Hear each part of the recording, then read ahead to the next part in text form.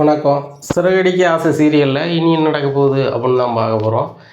இங்கே ஸ்ருதி வந்து டப்பிங் பேச போகிறாங்க. அப்போ பேசாமல் ரொம்பவே அமைதியாக உட்காந்துருக்குறாங்க. அப்போ ஆடியோ இன்ஜினியர் கேட்குறாங்க, என்னம்மா டேக்குன்னு சொல்லிவிட்டேன் இன்னும் பேசாமல் இருக்கீங்களே அப்படிங்கிறாங்க. ஒன்றும் இல்லை சார், எனக்கு ஒரு 1/2 அன் ஹவர் பிரேக் வேணும் அப்படிங்கிறாங்க. சரி ஸ்ருதி எடுத்துக்கோங்க அப்படிங்கிறாங்க. இங்கே ரெஸ்ட் ரூமில் உட்காந்துருக்குறாங்க. அவங்களுக்கு கடுப்பாகவே இருக்குது. எப்போ கேட்டாலும் இந்த ரவி வந்து நான் வந்து ஹீட்டான இடத்துலேருந்து வேலை செய்கிறேன், ஹீட்டான இடத்துல வேலை செய்கிறேன் அப்படின்னு சொல்கிறான். நானும் அவனை வேலை செய்ய சொல்கிறேன். அவன் வேறு வேலை பார்க்கணுனாலும் பார்க்கலாம், அவனுக்கு அந்த வேலை தான் பிடிச்சிருக்கு அப்படின்னு சொல்லும்போது நான் பண்ணு அப்படின்னு சொல்கிறேன். ஆனால் ரொம்ப ஓவராக பண்ணுறான். நானும் தான் வேலை பார்க்குறேன், ஆனால் வந்து இப்படி பண்ணுறானே அப்படின்னு சொல்லி ரொம்ப கடுப்பில் இருக்கிறாங்க. அப்போ மீனா கால் பண்ணி, எங்கே இருக்கீங்க ஸ்ருதி அப்படிங்கிறாங்க. ஸ்டூடியோவில் இருக்கேன் அப்படிங்கிறாங்க. நானும் அந்த வழியாக தான் வரேன். எங்கள் அம்மா வீட்டில் பிரியாணி செஞ்சாங்க, அதை வந்து நான் வீட்டில் வந்து எல்லாருக்கும் கொடுத்துட்டேன். ஆனால் வந்து நீங்கள் வேலைக்கு வந்துட்டீங்க, அதான் உங்களுக்கும் மதியம் சாப்பாடு தந்தால் நல்லா இருக்குமேன்னு சொல்லிட்டு நான் கொடுக்குறேன் அப்படின்னு சொல்லிட்டு கொடுக்குறாங்க. இதை சாப்பிட்டு பார்த்துட்டு, பிரியாணி செம்மையாக இருக்குது மீனா, யார் செஞ்சது அப்படிங்கிறாங்க. நான் தான் செஞ்சேன், என் தங்கச்சிக்கு இன்றைக்கி பிறந்த நாள், அதனால் எல்லாேருக்கும் பிரியாணி ரெடி பண்ணோம், நீங்களும் எனக்கு ஒரு சிஸ்டர் மாதிரி தான், நான் தான் உங்களை தேடி கொண்டு தரேன் அப்படிங்கிறாங்க. இதை கேட்ட ஸ்ருதி ரொம்ப சந்தோஷமாக சிரிக்கிறாங்க. சிரிச்சுட்டு அங்கே சீதாவுக்கு கால் பண்ணி, சீதா பிறந்தநாள் வாழ்த்துக்கள், என்கிட்ட ஒரு வார்த்தை சொல்லலை, எல்லாருக்கும் பிரியாணி போட்டு கொடுத்துருக்கேன் அப்படிங்கிறாங்க. சாரி ஸ்ருதி, அக்கா தான் வந்து எல்லாருக்கும் வேலை இருக்கும், நம்ம அவங்கள கஷ்டப்படுத்தக்கூடாதுன்னு சொன்னாங்க அப்படிங்கிறாங்க. ஒன்றும் இல்லை, உன் பிறந்தநாள் பிரியாணி தான் சாப்பிட்டுருக்கேன், ரொம்ப செம்மையாக இருக்குது, மீனாக்கா செம்மையாக பண்ணியிருக்காங்க, நீ நீரோடி நல்லா இருக்கணும், அதுபோக என்னோடய ரிங் ஒன்று கொடுத்துருக்கேன், அதை நீ கிஃப்டாக வச்சுக்கோ அப்படிங்கிறாங்க. ஸ்ருதி வேண்டாம் அப்படிங்கிறாங்க. இல்லை இல்லை, நான் கொடுத்துட்டேன், அவ்வளோதான், நீங்கள் வாங்கிக்கணுன்னே அப்படின்னு சொல்லிட்டு ஃபோன் வைக்கிறாங்க. சரிக்கா பார்த்து போய்ட்டு வாங்க அப்படிங்கிறாங்க. இந்த ரிங்கை கொண்டு சீதாட்ட கொடுக்குறாங்க. சீதா சொல்கிறாங்க, உண்மையிலே ஸ்ருதி ரொம்ப தங்கமான பொண்ணுக்கா அப்படிங்கிறாங்க. அது என்னமோ உண்மை தான், அவங்க எவ்வளவோ வசதியாக இருக்கிறாங்க, ஆனால் வந்து என்னையை வந்து கூட பிறந்த அக்கா மாதிரி தான் பார்க்கும் அந்த பொண்ணு, அதனால தான் நம்ம சாப்பிட்டுட்டு அவங்க சாப்பிடாம இருந்தால் நல்லா இருக்காதுன்னு சொல்லி தேடி கொண்டு கொடுத்தேன் அப்படிங்கிறாங்க. சரிக்கா அப்படின்னு சொல்லிட்டு அந்த மோதிரத்தை வாங்கி வச்சுக்கிறாங்க.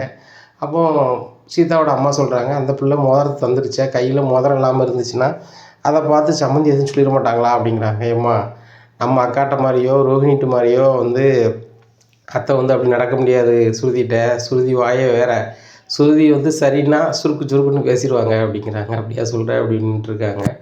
இந்த சூழ்நிலையில் அதுக்கப்புறம் அவங்க ரெஸ்ட் எடுத்துகிட்டு மறுபடியும் டேக் பேச ஆரம்பிச்சிடுறாங்க. பேசி முடிச்சுட்டு, சார் இன்றைக்குள்ளே வேலையை முடிச்சிட்டேன் அப்படிங்கிறாங்க. சரிம்மா சூப்பர்மா அப்படின்னு சொல்லிட்டு, முகம் ஒரு மாதிரி இருக்கு, ஏன் சார் ஒரு மாதிரி இருக்கீங்க அப்படிங்கிறாங்க. இல்லைம்மா, நான் வந்து ஒரு லைன் கடை கட்டி விட்டுருந்தேன், ஞாபகம் இருக்குல்ல அப்படிங்கிறேன். ஆமாம் அப்படிங்கிறாங்க.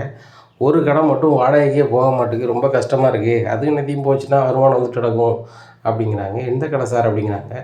ஒரு ஆள் பிரியாணி பார்க்குன்னு சொல்லி வச்சுருந்தாரு, ஒரு ரெஸ்டாரண்ட் மாதிரி வச்சுருந்தாரு, அவர் இப்போ திறக்கவே இல்லை. கேட்டால் எனக்கு வர வாய்ப்பு இல்லை சார், நீங்கள் வேறு யார்ட்டையும் மாற்றி விடுங்க அப்படிங்கிறாங்க. வேறு யாரையும் பார்க்க முடியல, நான் பொழுதுனைக்கும் இந்த ஸ்டூடியோவிலே இருக்கிறேன், அதில் வந்து வாடகை வந்துச்சுன்னா வீட்டு செலவு ஓடிட்டுருக்கும், அதுபோக என் வீட்டம்மா அதை நொய்யின்ட்டு கிடக்கு, யாருக்காவது வாடகை கொடுங்க, யாருக்காவது வாடகை கொடுங்கன்னா என்ன பண்ணுறது, நானாக பிரியாணி கடை வச்சு நடத்த முடியும், என்ன பண்ணுறது, ஒன்றும் பண்ணல, புரியல அப்படிங்கும்போது, சார் என்னது சொன்னீங்க, பிரியாணி பார்க்கா அப்படிங்கிறாங்க. ஆமாம்மா, என் லைன் கடையில் ஒரு கடை மட்டும் பிரியாணி பார்க்குன்னு ஒருத்தன் வச்சுருந்தான், இப்போ வரவே இல்லை அப்படிங்கிறாங்க. சரி சார், அந்த கடை வந்து அப்படி தான் இருக்கா அப்படிங்கிறாங்கம்மா. அப்படியே இருக்கிறதுனால தான் யார்ட்டையாவது மாற்றி விடணும்னு நினைக்கிறேன், வாடகை கூட கொஞ்சம் குறைச்சிக்கலாமா அப்படிங்கிறாங்க. வாடகை எவ்வளோ சார் அப்படிங்கிறாங்க. ஏம்மா 15,000 கொடுத்துட்டு இருந்தாப்புல, இப்போ வேண்டிய அளவுக்கு நம்ம 10 ரூபாய்க்கு கூட கொடுக்கலாம், ஒன்றும் பிரச்சனை இல்லை அப்படிங்கிறாங்க. அப்போ நான் எடுத்துக்கிறேன் சார் அப்படிங்கிறாங்க. என்ன ஸ்ருதி, டப்பிங் பேசுறதை விட்டுட்டு நீ இது பிரியாணி பண்ண போறியா அப்படிங்கிறாங்க. இல்லை சார், அதுவும் ஒரு தொழில் தானே, என் வீட்டுக்கார்ட்ட அதை பண்ண முடியுமான்னு கேட்க போகிறேன், அவர் பிரியாணி நல்லாவே பண்ணுவார், அதுபோக எங்கள் வீட்லேயும் எங்கள் அக்கா மீனாக்கா நல்லாவே பண்ணுவாங்க அப்படிங்கிறாங்க. அப்படியா சார், ரைட்டுமா, அட்வான்ஸ்னால் 1,00,000 அப்படிங்கிறாங்க. தந்துடுறேன் சார் அப்படிங்கிறாங்க. இங்கே ரொம்ப சந்தோஷமாக ரவிக்கு கால் பண்ணி சொல்லுதாங்க, ரவி ஒரு ரெஸ்டாரண்ட் ஒன்று இருக்குது, அதை வந்து நீ எடுத்து நடத்துறியா, பிரியாணி பார்க்க மட்டும், பிரியாணி மட்டும்தான் அவங்க ஏற்கனவே இருந்தவங்க விற்றுட்டு இருந்திருக்காங்க, அதை பண்ணலாமா அப்படின்னு கேட்குறாங்க. அதுபோக மீனாவும் நல்லா பிரியாணி பண்ணுவாங்க, அவங்கக்கிட்ட நீ ஐடியா கேட்டுக்கலாம் அப்படிங்கிறாங்க. ஸ்ருதி சொல்லுதுன்னு தப்பான வச்சுக்காத, என்னை நம்பி அந்த எங்கள் மேடம் வந்து இன்னொரு ரெஸ்டாரண்ட் ஒன்று ஓப்பன் பண்ணுறாங்க, நான் தான் ஃபுல் அண்ட் ஃபுல்லாக பார்க்குறேன், இப்போ நான் விட்டு வந்தேன்னா அவங்க தொழிலில் இடையிலே விட்டு வந்த மாதிரி ஆயிரும், அதனால் நான் பண்ண முடியாது, இன்னொரு வாய்ப்பு வரும்போது பார்த்துக்கலாம் அப்படிங்கிறாங்க. என்ன வேறு எப்படி சொல்கிறாங்க அப்படின்னு சொல்லிட்டு வீட்டுக்கு போகிறாங்க. அங்கே போனோடனே மீனா வீட்டு வேலை செஞ்சிட்ருக்காங்க. அப்போ மீனாவை கூப்பிட்டு தனியாக பேசுவோம் அப்படின்னு சொல்லிட்டு, மீனா கொஞ்சம் மொட்டை மாடி வரைக்கும் வாங்கலேன் அப்படிங்கிறாங்க. என்ன ஸ்ருதி அப்படிங்கிறாங்க. வாங்க அப்படிங்கிறாங்க. இவங்க 2 பேரும் ஏன் அடியில் போய் பேசுகிறாங்க அப்படின்னு சொல்லி விஜயா முழிக்கிறாங்க. பின்னாடி போய் பார்க்குறாங்க. அப்போ ஸ்ருதி சொல்கிறாங்க, மீனா நான் ஒன்று செய்ய போகிறேன், நீங்கள் எனக்கு உதவி பண்ணணும், அதில் நீங்கள் சும்மா பண்ண வேணாம், நம்ம 2 பேரும் பார்ட்னர் அப்படிங்கிறாங்க. என்ன சொல்கிறீங்க ஸ்ருதி, எனக்கு ஒன்றும் புரியலை அப்படிங்கிறாங்க. இல்லை மீனா, இப்போ நம்மெல்லாம் ஒரே வீட்டில் இருக்கோம், சிஸ்டராக இருக்கோம், ஏன் நம்ம ஒன்றா தொழில் பண்ணக்கூடாதா அப்படிங்கிறாங்க. ஸ்ருதி சொல்லுதுன்னு தப்பான வச்சுக்காதீங்க, எனக்கு பூ வியாபாரம் மட்டும்தான் தெரியும். நான் பெரிய லெவலில் படிக்கலை, 12 வரைக்கும் தான் படிச்சிருக்கேன். அது போக தான் டெக்கரேஷன் வேலை எடுத்து செய்கிறேன். இதில் நான் எப்படி நம்ம 2 பேரும் சேர்ந்து செய்கிறதுன்னு எனக்கு தெரியலையே ஸ்ருதி, உங்கள் அளவுக்கு நான் டப்பிங் பேசவே எதுவும் தெரியாது அப்படிங்கிறாங்க. மீனா, நீங்கள் சூப்பராக டப்பிங் பேசுவீங்க, நான் கூப்பிட்டா நீங்கள் வர மாட்டேறீங்க, என்னோட அதிகமாகவே சம்பாதிப்பீங்க. இப்போ நான் வேறு ஒரு கதை கொண்டு வந்திருக்கேன், நீங்கள் அதை பண்ணலாமா அப்படிங்கிறாங்க. என்ன ஸ்ருதி நீங்கள் சொல்லுது எனக்கு ஒன்றும் புரியலை, தலையும் புரியலை, பாலும் புரியலை, சொல்லுங்களேன் அப்படிங்கிறாங்க. ஒன்றும் இல்லை, எங்கள் ஸ்டூடியோ இன்ஜினியர் இருக்கார்ல, அவர் வந்து சொந்தமாக லைன் கடைகள் கட்டி விட்ருக்காப்புல. அப்போ அதில் ஒரு ஆள் வந்து பிரியாணி மட்டுமே செஞ்சு விற்பாங்களாம். அது ஒரு ரெஸ்டாரண்ட்டு, பிரியாணி பார்க் அப்படிம்பாங்களாம். ஒன்லி பிரியாணி மட்டும்தான் இருக்கும். என்ன 24 மணி நேரமும் அதில் பிரியாணி இருக்கும். சரிங்களா? ஆன்லைனில் ஆர்டரும் போகும், வாரவங்களும் சாப்பிட்டுக்கலாம், அப்படியா இருக்கும். அதில் வந்துட்டு இப்போ வைக்க ஆள் இல்லையா, அதை வந்து நான் ரவிக்கு வச்சு கொடுக்கலான்னு பார்த்தேன். ரவி இப்போ என்னன்னாக்கா, அந்த ரெஸ்டாரண்ட்டுக்கு நான் வர முடியாது, எங்கள் மேடம் வந்து என்னை நம்பி புதுசாக ஒரு பிரான்ச் ஓப்பன் பண்ணியிருக்காங்க, ஒன்றும் பண்ண முடியாது அப்படின்னு சொல்லிட்டான். அதான் இப்போ என்ன பண்ணேன்னு தெரியல. ஆனால் எங்கள் சார்கிட்ட வேறு நான் வாக்கு கொடுத்துட்டேன். அவர் 15,000 வாடகைக்கு 10,000 ஆக்குறேன்னு சொல்லிட்டாரு.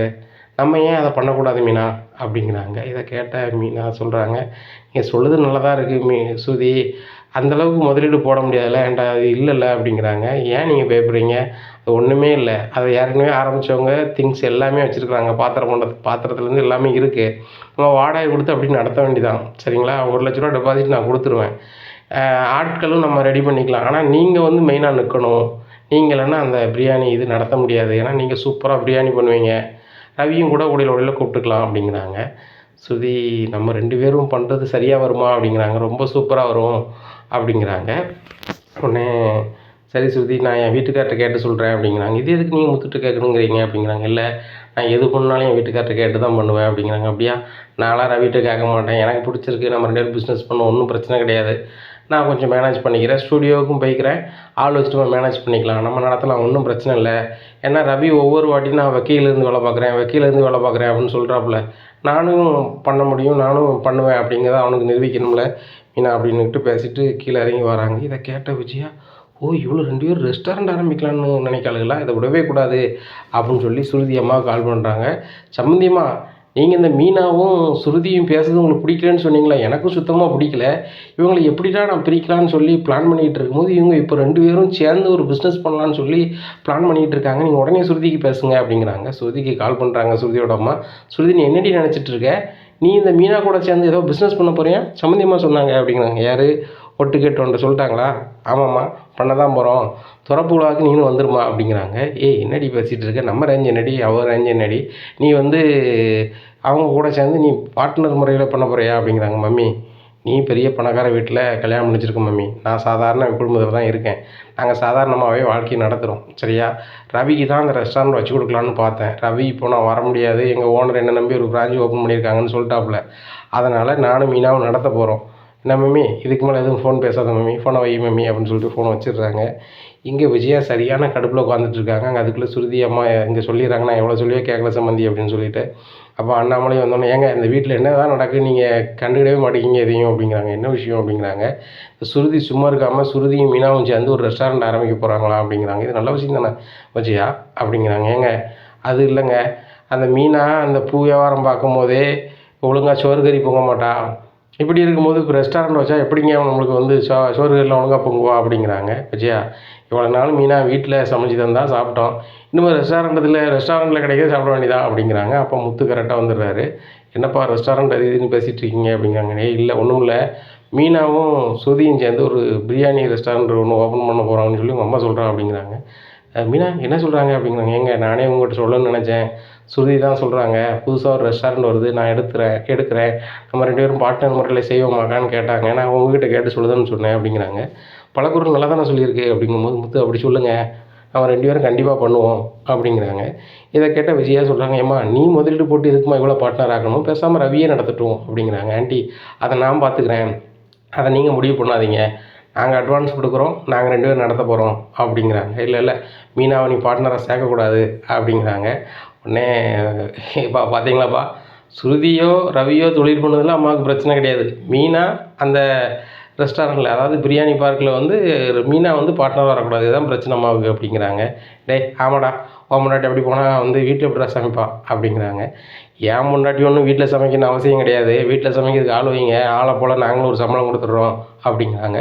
உடனே சுருதி சொல்கிறாங்க, அதுவும் சரி தான், நம்ம பிஸ்னஸ் பண்ணும்போது எதுக்கு மீனா சமைக்கணும்?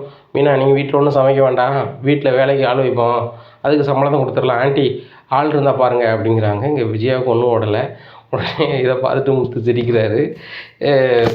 அப்போ அண்ணாமலை விஜயாட்ட சொல்கிறாங்க, உனக்கு ஏற்ற சரியான ஜோடி வந்து ஸ்ருதி தான், யார்கிட்ட நீ என்ன வேணாலும் பேசலாம், ஸ்ருதிகிட்ட நீ பதிலுக்கு பதில் பேச முடியாது விஜயா, ஸ்ருதி சொல்லுறது தான் ஜட்ஜ்மெண்ட் முடிஞ்சு போச்சு அப்படின்னு சொல்லிட்டு எல்லோரும் கிளம்பி போகிறாங்க. விஜயாவுக்கு சரியான கடுப்பாகுது. காலையிலே விடியுது. விடிஞ்சோன்னா மீனா கிளம்புங்க அப்படின்னு சொல்லி மீனாவை கிளப்பிட்டு போய் அந்த ஸ்டூடியோ இன்ஜினியர்கிட்ட அட்வான்ஸ் கொடுக்குறாங்க. அட்வான்ஸை கொடுத்துட்டு 2-3 நாளில் பால் காய்ப்பு அப்படின்னு சொல்லி போஸ்ட்லாம் அடித்து வீட்டுக்கு போகிறாங்க. போஸ்டரை கொண்டு வந்து விஜயாக்கிட்ட வந்து கொடுக்குறாங்க ஸ்ருதி.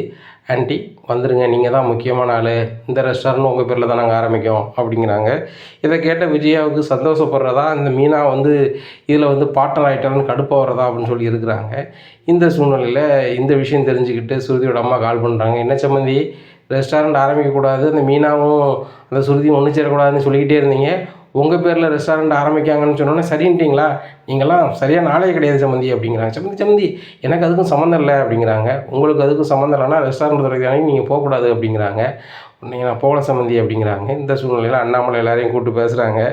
நம்ம வீட்டில் இருந்து ஒரு ரெஸ்டாரண்ட் ஒன்று ஆரம்பிக்காங்க, எல்லோரும் நம்ம திறப்புலாவுக்கு போகணும், விஜயா நீ தான் அந்த ரெஸ்டாரண்ட்டை திறந்து வைக்கணும் அப்படிங்கிறாங்க. ஏங்க நான் ரெஸ்டாரண்ட்டுக்கு வரலங்க அப்படிங்கிறாங்க. ஏன் அப்படிங்கிறாங்க. இல்லைங்க நான் வந்தால் சரி வராது அப்படிங்கிறாங்க. ஏன் சரி வராது அப்படிங்கிறாங்க.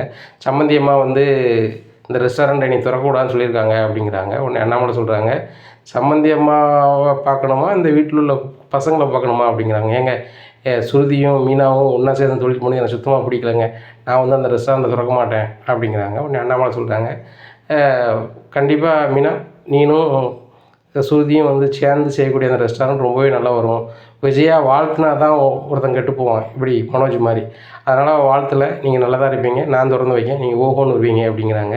ரொம்ப நன்றி மாமா அப்படின்னு சொல்லி 2 பேரும் அண்ணாமலை காலில் விழுந்து ஆசீர்வாதம் வாங்குறாங்க.